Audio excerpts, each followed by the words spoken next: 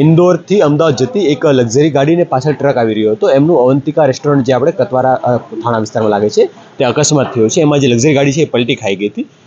એક વ્યક્તિનું ડેથ થયું છે અને બાકી 8-10 લોકો છે એમને જાયડીસ સિવિલમાં સારવાર માટે ખસેડવામાં આવ્યા છે. એ વ્યક્તિ એ પૈકી એક બાળક છે, થોડો સિરિયસ વધારે લાગે છે અને હાલમાં સારવાર હેઠળ છે. બાકીના લોકોની સ્થિતિ શું છે એ સારવાર દરમિયાન ખબર પડી છે કે હાલ રસ્તા ઉપર ટ્રાફિક હટાવવાની કામગીરી અને ટ્રાફિક સ્મૂથ કરવાની કામગીરી ચાલુમાં છે.